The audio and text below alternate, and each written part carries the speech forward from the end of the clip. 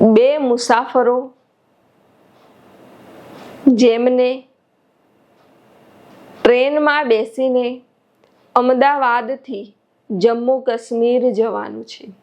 હવે બંને મુસાફરો, જેમાં એકનું નામ રામ છે, એકનું નામ શ્યામ છે. તો રામ અને શ્યામ બંને સ્ટેશન પર આવે છે, પોતાની ટ્રેન જુએ છે, એ ટ્રેનના ડબ્બામાં ચડે છે અને પોતપોતાનું સ્થાન લઈને બેસી જાય છે. બંનેની સીટ સામ સામે હતી. બંને પોતપોતાનો સામાન ગોઠવી દે છે. રામ આ સાઈડ બેસે છે, શ્યામ આ સાઈડ બેસે છે. હવે બંનેની બાજુમાં એક એક જગ્યા ખાલી છે, એટલે કે ત્યાં પણ કોઈ આવીને બેસશે. રામની બાજુમાં એક પંડિત વિદ્વાન આવીને બેસે છે, જે ઠગ હોય છે, અને શ્યામની બાજુમાં કોઈ મહાત્માજી, કોઈ દિવ્ય વિભૂતિ આવીને બેસે છે. થોડી વારમાં ટ્રેન શરૂ થાય છે. ધીરે ધીરે ધીરે ટ્રેન આગળ પોતાની દિશામાં વધે છે. એટલામાં રામ થોડો મૂંઝવણમાં દેખાય છે, ચિંતિત દેખાય છે, ગભરાયેલો દેખાય છે. એટલે પેલા પંડિત વિદ્વાને રામને પૂછ્યું કે તને ખબર છે હું કોણ છું? રામે કીધું ના. પેલા પંડિતે કીધું હું મોટો પંડિત છું, હું મોટો વિદ્વાન છું, સર્વશાસ્ત્રો જાણું છું, વેદ જાણું છું, મેં બધું વાંચેલું છે. અને તને જોઈ મને એવું લાગે છે કે તારા જીવનમાં ખૂબ મુશ્કેલીઓ છે, તું ખૂબ દુઃખી છું, ચિંતિત છું. તું મને કે, હું તને એનો જવાબ આપીશ. હવે રામે કીધું કે એમ તમને બધી ખબર પડે છે? પેલા પંડિતે કીધું હા હા, બધી ખબર પડે છે. રામે કીધું મારી ઉંમર અત્યારે 25 વર્ષની છે. 25 વર્ષમાં મેં બહુ ખોટા કર્મો કર્યા છે, ગલત કાર્યો કર્યા છે, આમ કર્યું તેમ કર્યું, બધું કર્યું. હવે એ ભૂતકાળ મને બહુ યાદ આવે છે, હું બહુ પસ્તાવું છું. એટલે ભૂતકાળને યાદ કરી કરીને હું દુઃખી રહું છું. અને સાથે સાથે ભવિષ્યની ચિંતા પણ મને એટલી થાય છે, ભવિષ્યનો ભય એટલો લાગે છે, મૃત્યુનો ભય એટલો લાગે છે કે એનું વિચારીને પણ હું દુઃખી, હતાશ અને નિરાશ રહું છું. પેલા પંડિતે કીધું અરે રે, તારા કર્મો તો જો, આ કર્મો લઈને હવે તું આગળ શું કરીશ? ભવિષ્યમાં તો તારું એટલું અહિત થવાનું છે, એટલું અહિત થવાનું છે કે ના પૂછો વાત. રામે કીધું એમ? પંડિતે કીધું હા, ને અત્યારની વાત તો તું જવા દે, મૃત્યુ પછી તો તને સળગતા કૂવામાં, જ્યાં લાકડા સળગતા હશે ત્યાં ફેંકશે, તને તેલ ઉકળતું હશે કઢાઈમાં નાખશે, તને આમ કરશે તેમ કરશે. તું તો બૂમા બૂમ પાડીશ, રાડા રાડ કરીશ, અને તને કોઈ રસ્તો દેખાશે નહીં. તારું તો આમ થઈ જશે, તારું તો તેમ થઈ જશે, જીવનમાં તારું કશું સારું નહીં થાય. ઓહો, તારા કર્મો તો જો, ક્યાં જઈશ તું? કોણ રાખશે તને? કોઈ માફી નહીં આપે તને. ઓહો,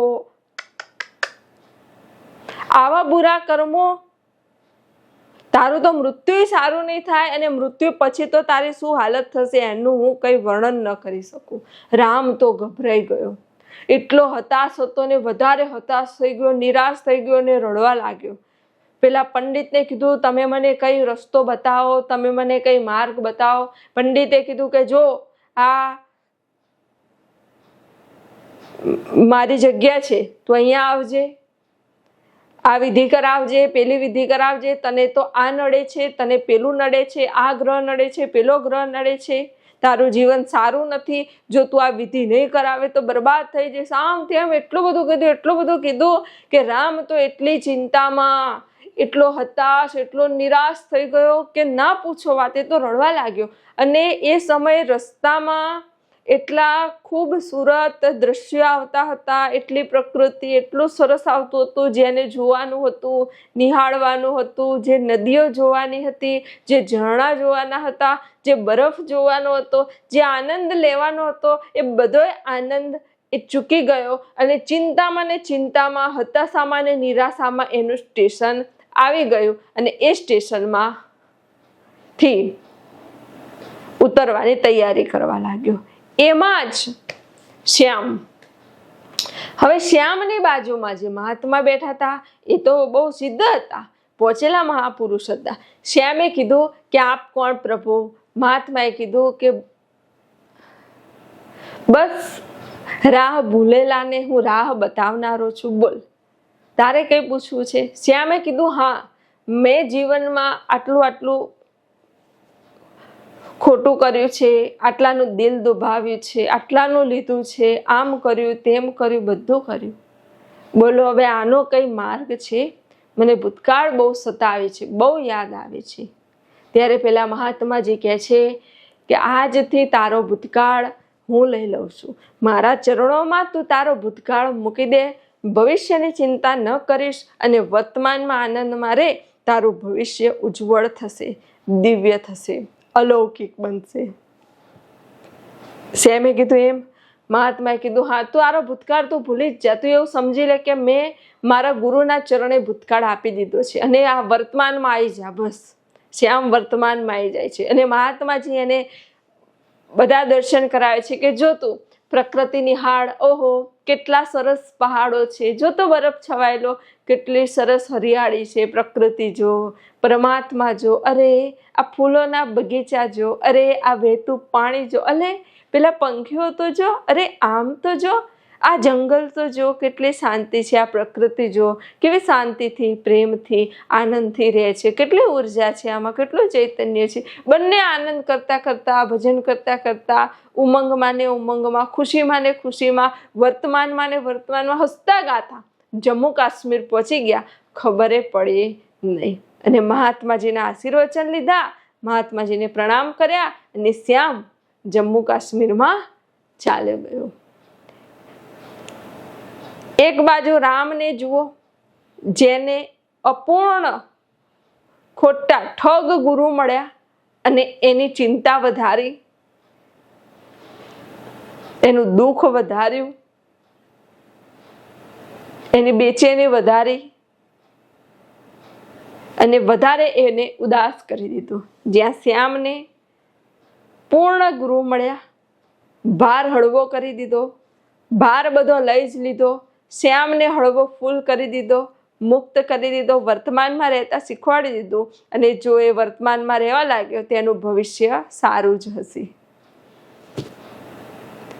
રામ દુખી દુખી ઉતર્યો અને શ્યામ ખુશી ખુશી ઉતર્યું. આ જ અંતર છે એક અધૂરા ગુરુ અને એક પૂર્ણ ગુરુમાં. જે અધૂરા છે, જેને હજુ જ્ઞાનની ખબર નથી, ધ્યાનની ખબર નથી, ભક્તિની ખબર નથી, જે બસ એક જ વસ્તુ પકડીને બેસી રહ્યા છે, એના ચરણે જ્યારે આ જીવ જાય, આ મનુષ્ય જાય ને, ત્યારે એનો ભાર વધી જતો હોય છે. એ જીવન જીવવાનું ભૂલી જતો હોય છે, આ જીવન છે એવું એ ભૂલી જતો હોય છે અને બસ ભવિષ્યની ચિંતામાં, મૃત્યુ પછી શું, મૃત્યુ પછીની ચિંતામાં આ અમૂલ્ય જીવનનો અવસર તે ખોઈ દે છે, અમૂલ્ય જીવનનો આનંદ તે ખોઈ દે છે, અમૂલ્ય જીવનનો અવસર, તક તે ખોઈ દે છે અને તેનું આખું જીવન વ્યર્થ થઈ જાય છે. જ્યારે જીવને પૂર્ણ ગુરુનું સાનિધ્ય મળે ત્યારે એ પૂર્ણ ગુરુના સાનિધ્યમાં આ જીવ, આ શિષ્યને સદગુરુ વર્તમાનમાં રહેતા શીખવાડે છે, જીવન જીવતા શીખવાડે છે. મનુષ્ય જીવન જે દેવોને પણ દુર્લભ છે, એ મનુષ્ય જીવન જીવવું કેવી રીતે એ શીખવાડે છે, એને અનુભૂતિ કરાવે છે કે મન શું છે, મન કેવું છે, મન ક્યાં છે, બુદ્ધિ શું છે, બુદ્ધિ કેવી છે, બુદ્ધિ ક્યાં છે, ઇન્દ્રિયો શું છે, કેવી છે, ઇન્દ્રિયોની અનુભૂતિ, આત્મા ક્યાં છે, આત્માની અનુભૂતિ, આ બધાનો પરિચય કરાવી સદગુરુ શિષ્યને આ સર્વની અનુભૂતિ સાક્ષાત્કાર કરાવે છે. અને આ સાક્ષાત્કાર જ્યારે શિષ્યને થાય ને ત્યારે શિષ્યને મનુષ્ય જીવન જીવવું કેવી રીતે તે સમજાય છે. કેવી રીતે આનંદથી જીવવું, કેવી રીતે પ્રેમથી જીવવું, કેવી રીતે શાંતિથી જીવવું એ સમજાય છે. વર્તમાનમાં રહી કેવી રીતે જીવવું. અને જોવા જઈએ તો જે છે એ વર્તમાન જ છે, ભૂતકાળે નથી અને ભવિષ્ય નથી. જે છે વર્તમાન છે. વર્તમાનમાં જે આનંદમાં રહ્યા, જે ખુશ રહ્યા, સારા વિચારો કર્યા, તો એ જ તમારા ભવિષ્યનું નિર્માણ કરે છે. બરાબર ને? માટે મહત્વપૂર્ણ વર્તમાન છે. તમે વર્તમાનમાં રહેતા શીખો. થોડી વાર થાય ને જો ટકોર મારો કે હું ભૂતકાળમાં છું કે ભવિષ્યમાં. ભૂતકાળમાં છું, આવી જાઓ પાછા વર્તમાનમાં. વર્તમાનમાં રહો. અને વર્તમાનમાં ક્યારે રહી શકો તમે? જ્યારે તમારી નાડી બેલેન્સ થાય ને ત્યારે તમે વર્તમાનમાં રહી શકો. કોઈની ચંદ્ર નાડી વધારે ચાલતી હોય તો એ નાડીમાં જીવન જીવે છે. જેની સૂર્ય નાડી વધારે ચાલતી હોય તો એ નાડીમાં જીવન જીવે છે. બરાબર? પણ સદગુરુ ચરણે જેની નાડી બેલેન્સ થઈ જાય એ મધ્યમાં જીવે છે.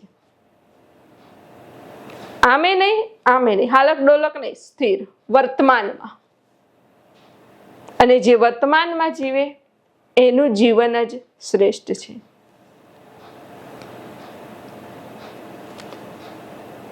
માટે જ્યારે તમે વર્તમાનમાં રહેવા લાગશો ત્યારે તમારી ભીતર જે ઈશ્વર છે એની અનુભૂતિ તમને થશે.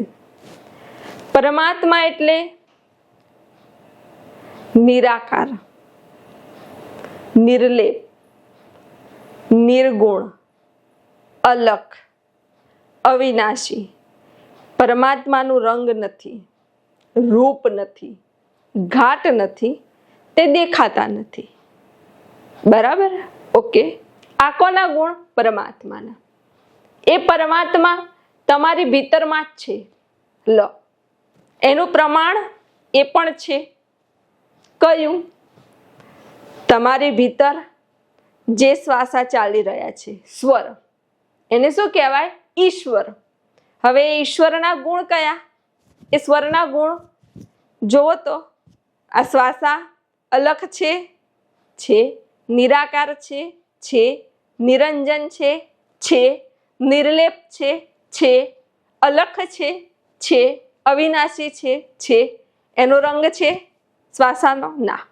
રૂપ છે? ના. અરૂપ છે. ઘાટ છે? ના. અઘાટ છે. આ બધા ગુણ કોને મળતા આવ્યા? પરમાત્માને. માટે જે પરમાત્માના ગુણ છે એ ગુણ શ્વાસાના છે, ઈશ્વરના છે. પરમાત્મા કહો કે ઈશ્વર કહો. એટલે જે મહાસત્તા ઈશ્વરીય ગુણો છે, જે મહાસત્તા ઈશ્વરના ગુણો છે એ જ તમારી ભીતર રહેલા ઈશ્વરના સ્વરના ગુણો છે. એનો મતલબ પરમાત્મા ને ક્યાંય ગોતવાના નથી. પરમાત્મા ક્યાં છે? પરમાત્મા તમારી ભીતરમાં છે. પરમાત્મા તમારી પાસે છે. બરાબર?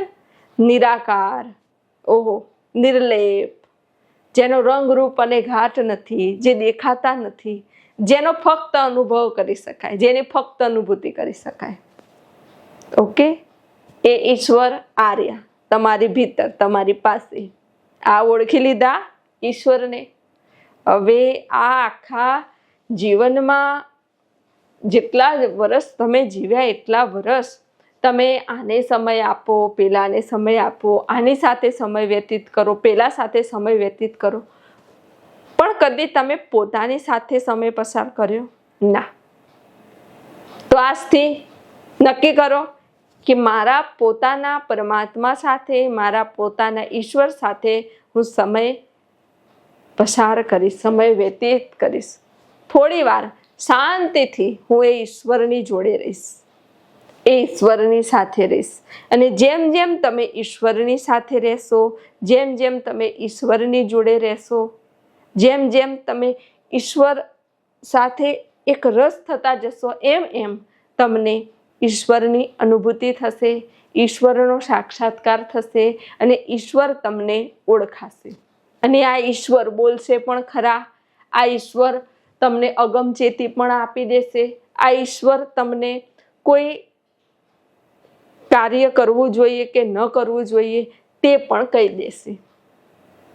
તમારો મોટામાં મોટો જીવન સાથી, સાચો જીવન સાથી હોય તો એ ઈશ્વર છે, જે કદી તમારો સાથ છોડતો નથી, હર હંમેશ તમારી સાથે પણ રહે છે, હર હંમેશ તમારી સાથે જ રહે છે, તમારી પાસે જ રહે છે.